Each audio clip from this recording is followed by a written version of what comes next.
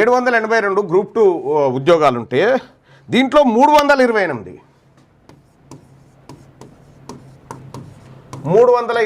ఉద్యోగాలు బీసీలకు రావాల్సిండే రిజర్వేషన్లో. ఇవి ఇవి ఇవి ఏం చేస్తూ ఉండు, మనకు లోకల్ బాడీ ఎన్నికల చుట్టూ దింపుకొని ఇవి భర్తీ చేసుకుంటూ వెళ్ళిపోయిండు. ఇవి మనకు రాకుండా ఇది వస్తే మన పిల్లలకు 235 మంది గ్రూప్ 1 ఆఫీసర్లు అవుతా ఉండే, 328 మంది గ్రూప్ 2 ఆఫీసర్లు అవుతా ఉండే, కలెక్టర్లు, ఇక్కడ డిప్యూటీ తహసీల్దార్లు ఆర్డీఓలు ఇట్లా అవుతా ఉండే. ఇగో ఇవి లేకుండా ఇవి ఇవి ఇవి ఇవి మనకు 42% లోకల్ బాడీ ఎన్నికల మాటున వీటిని భర్తీ చేసుకుంటూ పోతా ఉన్నాడు. ఇవాళ తెలంగాణ రాష్ట్రంలో విద్యా ఉద్యోగాల సంగతి తేలాల్సినటువంటి అవసరం ఉంది.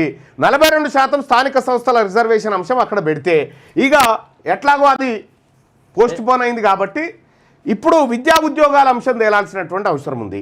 ఈ విద్యా ఉద్యోగాలలో తెలంగాణ అసెంబ్లీలో బిల్లు పెట్టింది దేని మీద? 3 అంశాలు, స్థానిక సంస్థలు, విద్యా ఉద్యోగాలు, ఈ 3 అంశాలు. కానీ 42% స్థానిక సంస్థల ఎన్నికల రిజర్వేషన్ చుట్టూ వీళ్ళు తిప్పుతా ఉన్నారు. అయితే ఇక్కడ రావాల్సినవి గిన్ని, కానీ ఇన్ని వచ్చినాయా? రాలే.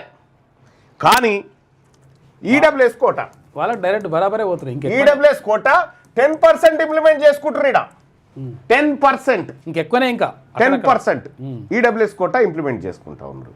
ఎక్కడిది ఈడబ్ల్యూఎస్ కోట? ఎక్కడి నుంచి 10% ఇంప్లిమెంట్ అవుతా ఉంది? ఇక్కడ ఓపెన్లో కావాలి, అసలు ఓపెన్లో కావాలి కదా.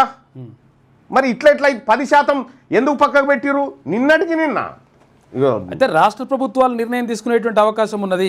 ఇక్కడ తమిళనాడు గవర్నమెంట్ నిర్ణయం తీసుకుని ఏడబ్ల్యూఎస్ లేదు, బీడబ్ల్యూఎస్ అని చెప్పి పక్కకు పడేసింది.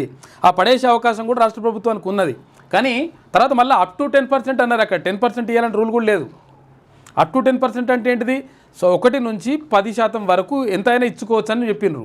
కానీ ఇక్కడ 10% అమలు చేస్తున్నారు.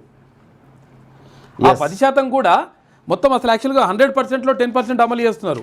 కానీ ఓపెన్ ఏదైతే ఉంటుందో 50% ఉంటుంది కదా, ఆ ఓపెన్లో అప్ టు 10% అమలు చేయాలి. ఇదంతా మొత్తం అంతా ఉల్లంఘనే.